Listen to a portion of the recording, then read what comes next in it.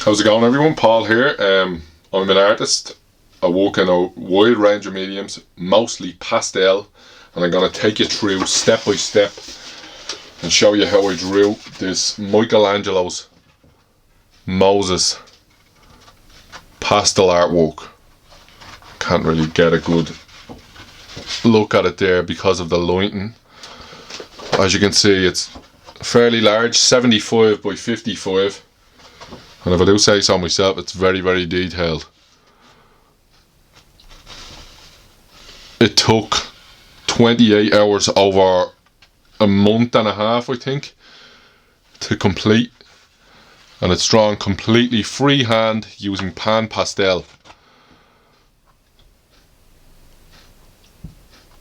Well, not completely freehand. I used a scale divider to get the measurements in, but I consider that freehand anyway. It's not tracing or using a grid, so not that I have anything against tracing or using grids. Do whatever you want, but I'm going to take you through step by step on how I drew this Michelangelo's Moses piece. Now let me just roll this up and get started. So as you can see there, I'm using a pencil and what's called a scale divider.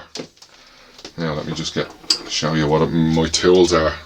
So I use a lead pencil, H3, 3H, 2H, or a H pencil. I find that if I use the hard lead, it's light enough that I can go over it but still see the lines, but not like the B leads. I find is a little bit too soft, and it stays on the paper too much, and it gets into the pastel too much. Although I might stop using lead pencils altogether when I'm using pastels. I find that you can still see a shine through the pastels. It doesn't really mix well.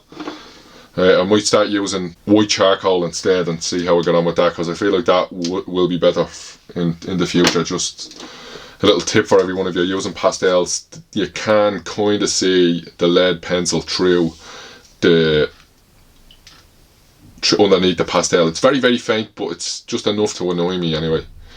That's just a tip for anyone. So yeah, I use a 3H, 2H, or a H pencil. I find that the B leads are a little bit too soft, but anyway, that's what I use to sketch it with. And I also use, to get the initial measurements in, I use what's a tool called a scale divider.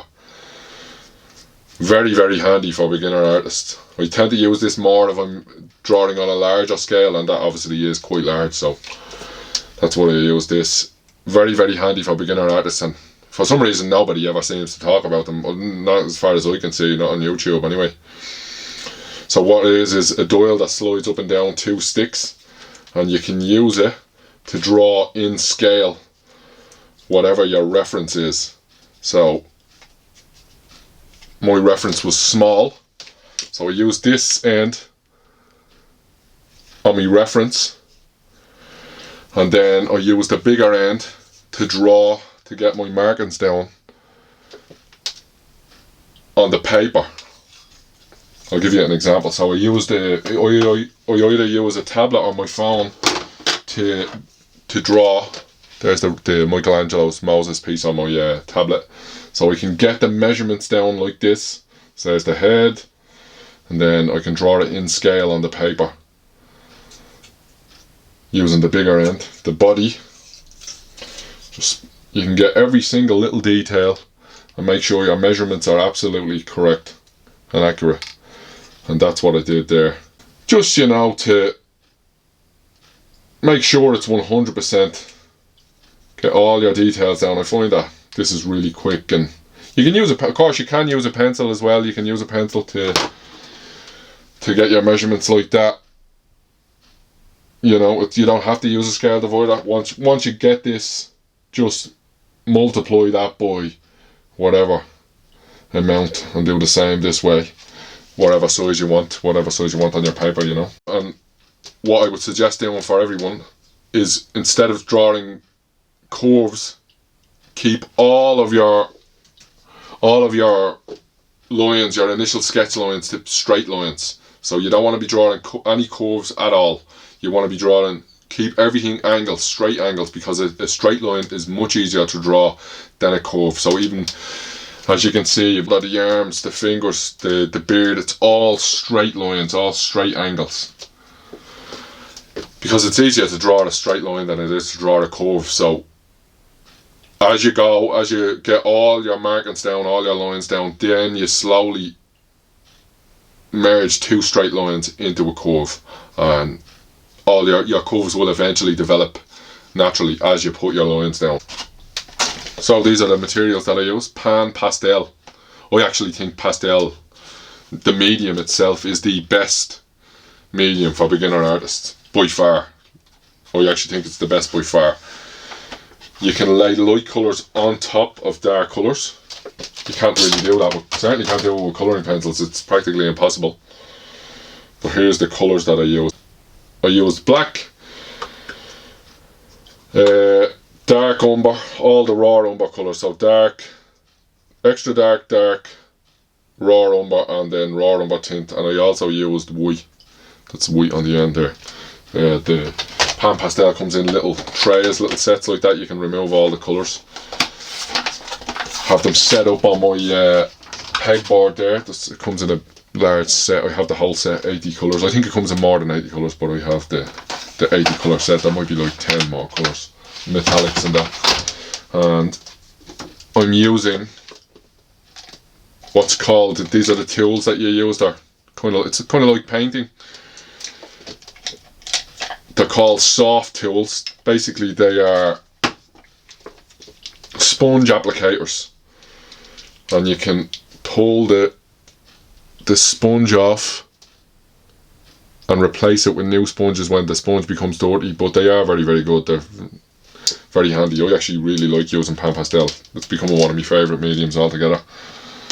Becoming a different range of brushes and things. That's a handle that you can replace, and then it comes with a little sponge tip. Have little containers with fresh sponges. So as you can see, yeah, I just lay it down like as if it's paint. Just dip it into the pastel, dip it into the PanPastel, and lay it down as if it's paint. And they can be blended kind of like paint as well. They can be mixed and blended kind of like paint. 80 different colours, I'll show you each one now. Like little makeup tints. So yeah, it comes in a whole range of colours, and then different sponge applicators that I like to keep in plastic tubs that I keep on my pegboard where I paint. I sellotape my drawing to the wall. I sellotape it to the wall for two reasons. One, because it's always going to be there, so as I'm going through my day, I can be like, oh, I'll do a little bit of drawing. I don't have to pull it out and put it onto a desk or tidy it away. I can leave it there so we can see it all the time, constantly. The second reason is because I have two kids, a 4-year-old and a 2-year-old, and if I leave it on the ground, they have got, my daughter, who's the 4-year-old, has gotten some of my art already. And she's completely destroyed some of it. Well, actually, some of my art she's actually probably made better, but she loves art too. And if I left it on the floor, she would absolutely completely destroy it. So I have to tape it to the wall. But it's always out, so I can always walk past it and walk. As I'm going through my day, I can be like, oh, I'll do a little bit of drawing. I can just take my brushes off the pegboard that I have beside it. I have a pegboard beside where my drawing is. Just take it off and draw it away. It means I'm always at it, I'm always doing it, you know. So as for erasing, pastel is so easy to erase. I use either, that's one of the other reasons why it's so good for beginners, because it's so easy to erase. Use a kneaded eraser to get, like, you can use it for big areas or make little sharp bits for fine detailed erasing. And I also use this mechanical rotary eraser, one of the battery powered ones. Very, very handy. I love this. You can sharpen it down to a fine point for really fine details. I also sometimes use a mono eraser, but I actually lost it, so I will get a new one eventually. Yeah, so that's it. I'm basically just starting at the top. I'm left-handed, so I start on the top left-hand corner and work my way down. That way I won't smudge anything as I go. I'll try my best to do that, you know. And as I'm laying in the colours, I tend to try lay in a mid-tone. So my mid-tone on this one would have been my mid-tone would have actually been the raw umber itself, and I'd usually lay that in first off and get the details in. Let's say get the eyes in, get the hair in, get the lines in get the lines of the face in, get the nose in, the beard, all of that, and then lay in then switch back and forth between the dark umber and the light umber as I go, and then I would save the really dark, so the extra dark umber and the black I would save for when I know for certain that I need that colour there. I tend to leave my darkest darks and my lightest lights till the very end, which you should do always. You should always leave it till the very end, because value is the most important thing when it comes to realistic painting and drawing. Value is, in my opinion, it's the number one. What takes your drawings from, don't mind colour. Obviously you need good lines, obviously you need all your details in place, but once you have that, your drawing will not look realistic unless your lights are light enough and your darks are dark enough. So I save me darkest darks for when I know for certain that's where I want to put them. So obviously the background, I knew straight away it was going to be black, so I could put that in pretty much straight away. And also another good tip is if you're not quite sure of if your values are correct, say on your subject, so obviously I'm drawing Moses, if I wasn't sure about if the values are alright on the face, if you draw in some of your background, if you colour in some of your background, it will make it easier. I don't know what it is, I think it's like a trick of the brain, but if you draw in your background, it will make it easier, so much easier to put in the values and make sure your values are 100% correct. So yeah, that's another tip there. So yeah, as I'm drawing, I'm literally I put in the details of the face, and I'm slowly working my way down, constantly checking are my measurements correct, is my value right. So always value is everything in the right place, and is it dark enough, is it light enough where it needs to be light, is it dark enough where it needs to be dark. And what I do is, so I have my drawing stuck to the wall, I also have a lazy arm that runs underneath the drawing that I can put my phone on and look at my reference on my phone. Now obviously I have it on a tablet here, but I can look at it. I'm looking at it constantly. You nearly want to be looking at your reference more than you look at your actual drawing in some ways. I'm constantly looking at my reference as I'm drawing. So that's another good tip. I keep it right underneath my drawing, and I'm just constantly looking at it, constantly checking it out. Always be measuring that. If you want to draw accurate, if you want to draw realistic, you have to constantly be checking, is this in the right place? Is this the correct size? Make sure every little detail, that's why, as I said, I obviously use this, make sure every little tiny detail, from the width of the nose to the distance between the nose and the eyes, make sure it's all 100% perfect, and it will look realistic in here. Obviously you want to make sure your eyes and your nose and your mouth are 100% correct. Stuff like the beard, as you can see I'm doing the beard now, it doesn't need to be absolutely perfect. Once you get the flow of the hair right, it's going to look like a beard. Like, it's not, everything doesn't have to be exactly perfectly to size towards your reference. Obviously your eyes and your nose do, and your mouth, because if it's not, it will not look like what you're drawing. But when it comes to hair, once you get the roughly the size that you want, and once all of it's flowing in the direction that it should be flowing, like, you want to go with the way the hair is going as you're drawing it. Same with clothes, like, you don't have to be too fussy about it.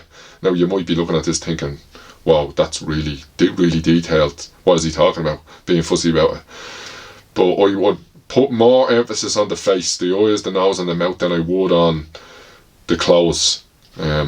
Just again, once your values are correct, you don't really need to worry about detail. Value always is the most important. just laying in, as I said, the 4 colours. I'll lay in my raw umber first. Lay in that first to get the details of where they need to go. Get the lines down. Then I'll slowly darken it up where I need to darken it. So I'll slowly add in the raw umber dark, raw umber extra dark where it needs to be. And then when I know for certain that I need a darker colour, I'll go down for the black or the extra dark raw umber. And then I use 4 different sponge applicators for each one. Sorry, 6 rather. I use 6 different ones. So I use one for black, one for raw umber, one for raw umber, one for raw umber tint, which is the kind, it's almost white, and then I use one for white itself where I need white. When I know that I need a really crisp, precise highlight, I'll obviously use a charcoal pencil. I find that a white charcoal pencil, I don't know if I can focus on this here, I don't think I can. There we go. I use General's charcoal. I think General's charcoal is pretty much the best of the lot. At least in my opinion. Nothing else is as good as General's charcoal for me anyway. Especially the white. The white is so good. It's really good for pastels. So yeah, then I have this sponge applicator. It's kind of like as close as you can get to a pencil with PanPastel. Some people use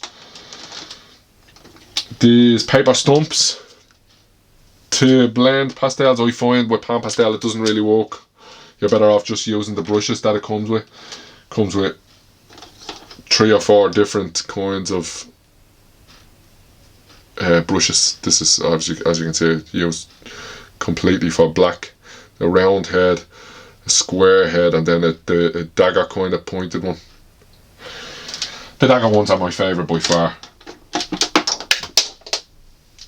Oops. The dagger ones are my favourite by far. You can do broad areas with them like a big brush with using the back of it.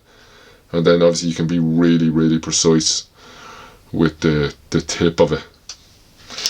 Great stuff. I use pastel pencils as well, but this piece I use basically completely PanPastel. So yeah, it took 28 hours over a month and a half, I think it was. That's why, another reason obviously, as I said, why I leave it sellotape to the wall, because I don't have to keep pulling it in and out and in and out. I want to be able to draw it as often as I can, so I leave it sellotape to the, so easy just to sellotape it to the wall and chip away at it day by day, you know.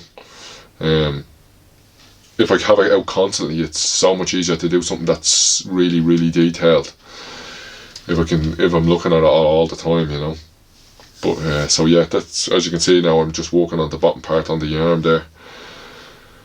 Just constantly laying in colours. That's all it is. It's about just taking your time. Don't let the details overwhelm you, because it can get overwhelming. If you just focus, try to break it up into smaller sections, you know.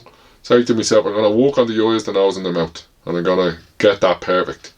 And then you might be thinking in your mind as you're doing it, like you'll get to a stage where it'll be good enough to move on. It might not be perfect, but it'll be good enough to move on to another part, and just keep as you walk away from it, you might walk back and see, oh, we need to touch this up again.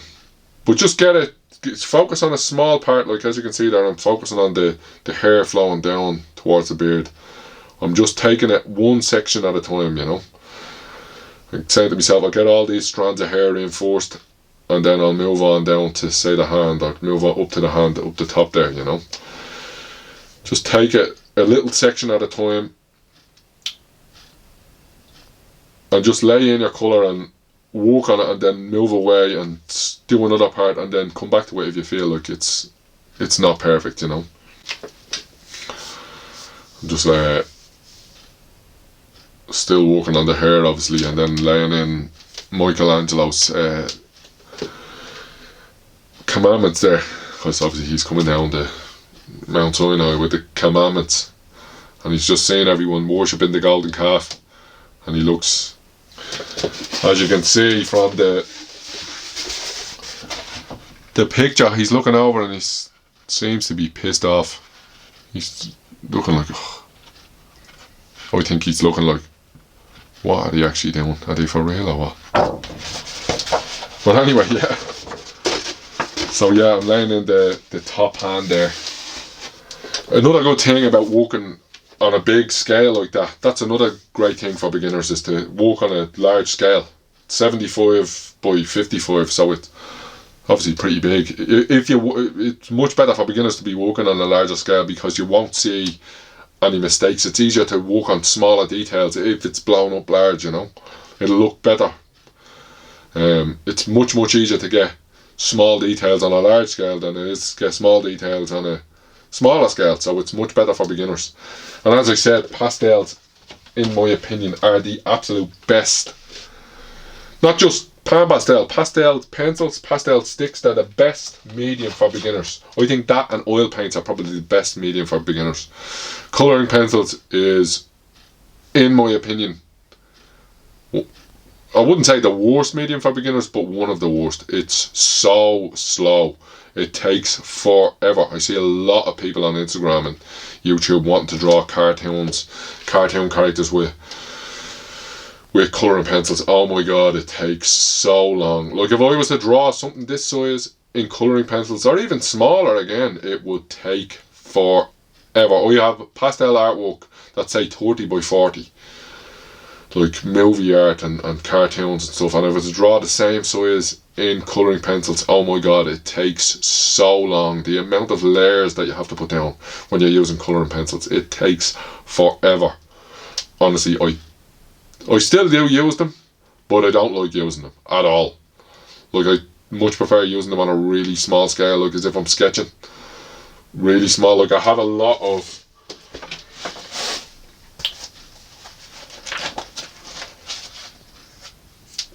my hands are dirty from touching the pastels. I have a lot of artwork in my sketchbook that I use, that are colouring pencils, obviously. Now, I used to use them a lot, not anymore. It just takes way too long. Like pastels is so much quicker. You can blend easier with them. You can lay lights over darks with them. Like you cannot do that with colouring pencils. It's impossible. But I used to draw a lot of Disney artwork. Like if you're just doing small sketches, yeah, that's grand. They're fine for that. But they do take a long time. Like to get this amount of colour down with using colour, like look how rich the colour is. To get that down using colouring pencils takes forever. But anyway, I'm digressing here. So yeah, pastels are so much better for beginners. They're so easy to erase. Like if I put down the darkest black on that paper, the paper I'm using, by the way, is Canson Mi Tientes. Here's the thing with, also I forgot to mention, here's the thing with pastels. You need the right paper. The right paper is more important than the brand of pencil. Like you can use, there's a lot of different brands of pencils you can get. Paper is most important, and the only two that I find that works are Canson Mi Tientes, I think it's called. I'm probably butchering the pronunciation of that, but Canson Mi Tientes and Pastel Mat. Pastel Mat is kind of like really fine sandpaper. It's a real fine sandpaper. It's a hard card. Like it's quite expensive though. It's fairly expensive per sheet, but you want to be using, this is much cheaper. The Canson Mi Tientes is much cheaper, but with the PanPastel you can put much more layers down on it. So, or with the Pastel Mat, sorry, you can put a lot more layers down on it. So anyway, yeah, you want to be using the right paper, and it's pastels are the best medium for beginners in my opinion. Just to show you, there's all the different kinds of sponges that you can get for pastels to lay them down really quickly, like as if you're putting down paint, but obviously using a sponge. So yeah, as you can see there, I'm moving on to onto the legs, and laying down, as I said, just lay down your mid-tone and then introduce your lights and introduce your darks. And if you make a mistake, it's so easy to erase pastels. Oh my god, it's so easy to erase pastels. like I'll give you an example on the back of this sheet. I'm going to do it on the back of this drawing. If I get black, I'm going to get black there.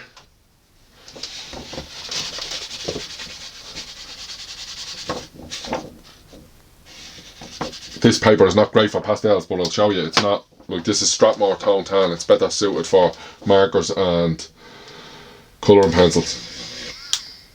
But look how easy that erases. Look, that's straight black. Try doing that with colouring pencils. Oh my god, it would take forever to erase colouring pencils. And then I can still, if I put that black down again, I can lay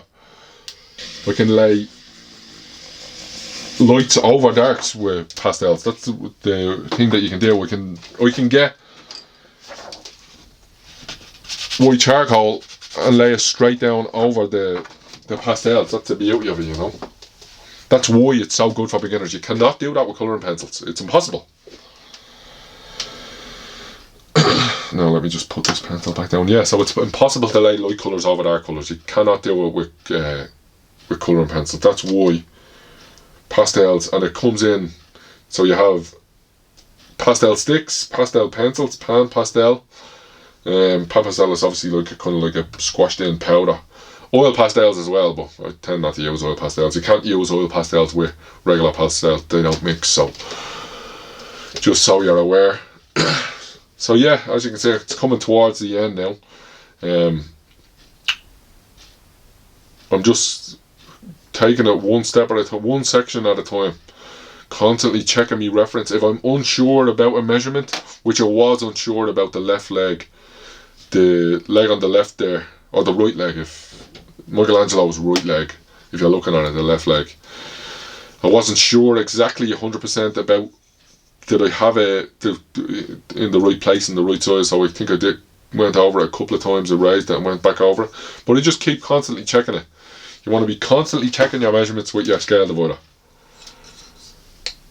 making sure it's all correct.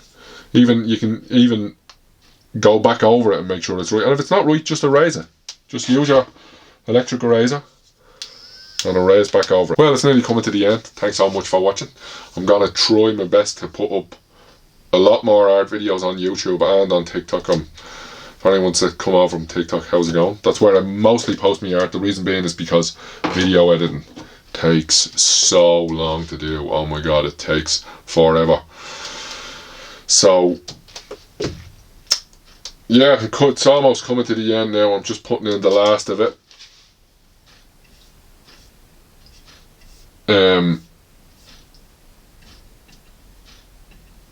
Yeah, I'm just putting in the last of it there. Yeah, it takes so long to do video editing. That's why I mostly just do small videos up to TikTok, and then obviously I have 2 kids and a full-time job, so it's hard fitting the time in there. As I'm coming up to the end of the drawing, you'll see there that obviously I have it taped to the wall, so I just peel the sellotape away and then fill in underneath the sellotape with the details that I need to do, just so the whole page is finished. I might do another few tip videos on how to tape it to the wall better, so that you don't have to peel the tape away to get underneath of it, you know. But anyway, there it is, 75 by 55 Michelangelo's Moses, completely freehand using PanPastel. If you found this video helpful, please give it a like, comment and subscribe. The usual YouTube stuff. I will be putting up more videos. I have another PanPastel piece that I did of the Pieta, Michelangelo's Pieta, same size. Obviously it's in landscape instead of portrait, but I'll be putting that up. I have a lot more sketches. If you're following me on TikTok, I have a series of animal sketches that I'm continuing to do in my new sketchbook, and I'm thinking of doing a colouring pencil, a different cartoon character, like a different Disney character every week, because I know a lot of people do like the Disney characters. There's Superman, the legend, Aladdin. A lot of people do love the Disney characters, so I'm thinking of doing that. something small, something like this Fox and the Hound piece. Just something small that you can do that, because I know a lot of people do like doing the Disney cartoons. Thinking of doing that once a week. We'll see how it goes. Anyway, thanks so much for watching. I hope you made it this far. I know it's a long video. What's it up to now? Nearly 35 minutes. Hope you made it this far. As I said, like, comment and subscribe. I'm going to be putting up hopefully a lot more videos in the near future. Thanks so much. I'll see you again.